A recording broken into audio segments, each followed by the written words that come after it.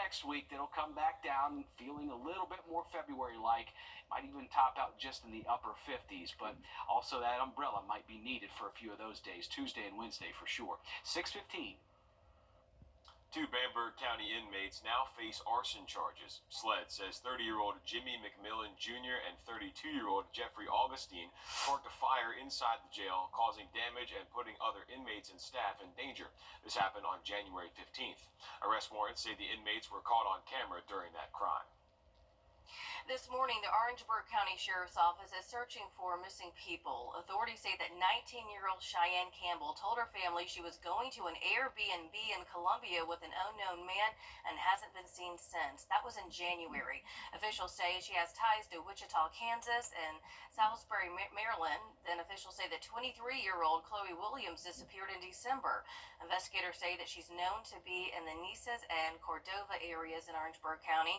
If you know where they are, call the Orangeburg County Communications Center. We do have that number on your screen. It's 803-534-3550. The cost of full-time child care for young children is too high for the average Georgia family. A recent report from the Economic Policy Institute found the cost of child care is often higher than in-state college tuition. As your State House reporter Abby Kasoris explains, the latest plans from state lawmakers hope to give working parents some relief. Teresa Gray has her hands full with a 6-month-old and a 2-year-old. So thankfully, I'm able to have my mom watch the girls, but if I didn't have access to that, I don't think that I would be able to work. The Economic Policy Institute found the average family pays over $8,500 a child per year. I mean, it's more than a mortgage. It's actually more than our mortgage because we've looked into it, and it's not affordable to have 2 mortgages.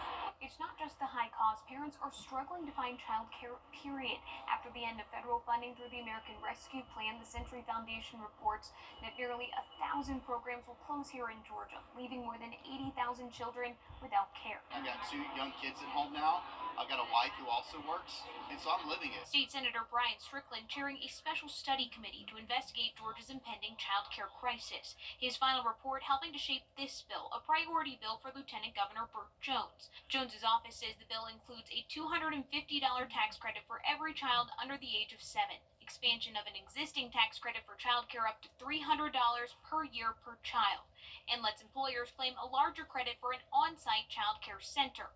We're hearing from business owners that say, I need employees now for jobs, and I can't get employees because they're trying to balance child care issues. Tax credits allow someone to reduce their tax bill up to the limit that someone may owe, meaning if you don't owe money to the state, you can't get money back. Democrats are arguing for a refundable tax credit, $200 for children under the age of 17, and a child care tax credit worth up to the total amount a parent spends on daycare, preschool, after-school care, or summer programs. So we have a multi-billion-dollar surplus.